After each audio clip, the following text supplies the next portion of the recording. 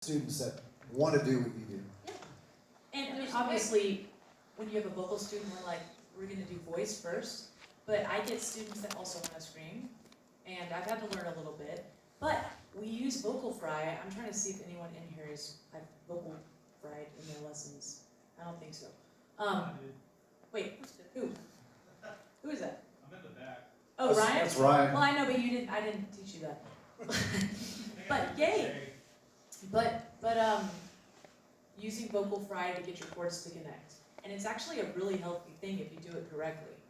It's really good for your voice. So like people that have vocal nodes or nodules, when they go to voice therapy, that's one of the things the voice therapists have them do is So anyway, Bubble, bubble, bubble, bubble, bubble. bubble and I did have a screamer one time, and for some reason, which I loved them, I love teaching them.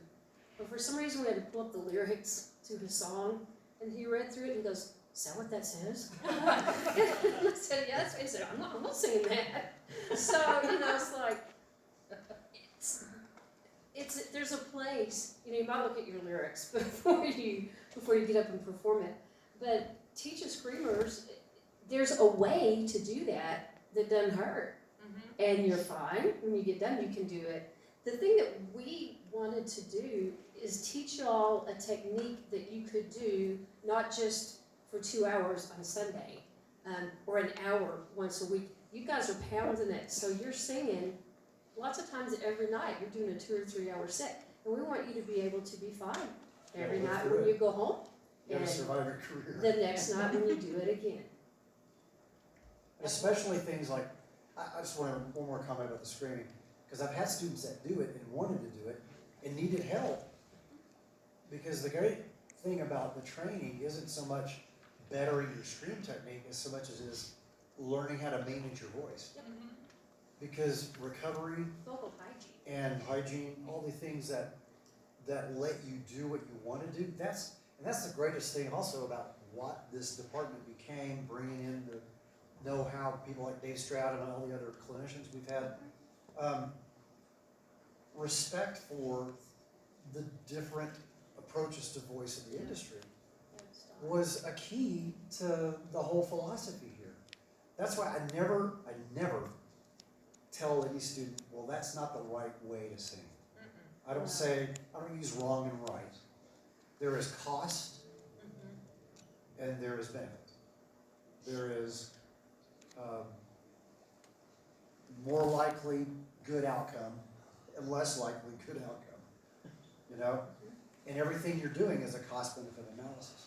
If you're doing screamo stuff, if you're doing really hard, and it is abusive to a degree, things with your voice, well, there's a market for that. So you can't say, well, that's bad, you can't do that. Well, no, you can't say that, because look, there's people out there making a crap ton of money doing it. So what's the use of telling somebody that's wrong? That's not wrong. The question is, how do I help that guy keep doing it and not be very self-injurious to it, right? How do you do that and still do it the next night or the next weekend and maintain an apparatus like an athlete does? You do things to limit injury, to maximize recovery, and maximize endurance. That is literally what this whole philosophy of voice is about. That's all it's about. It's about you getting the most out of your potential range, out of your DNA capability, plus your ambition, and the least amount of detriment. And if you can get that balance, we use a lot of euphemisms like balance between nerve and muscle and lots of other illustrations like that. Not euphemisms, it's a word. But those mind pictures, so much of singing is indirect. How can you describe how does your voice work when you say something? Like, how do you make your voice work? And the answer is, I don't know. I think about saying something and I say it. That's called indirect control. You don't have Now, you do have direct control over the vocalis, but not when you necessarily are communicating, right? A baby, when they scream for the first time, they don't know how to use their voice. They just use it. There it is. Right? You formulate an idea and you're gonna say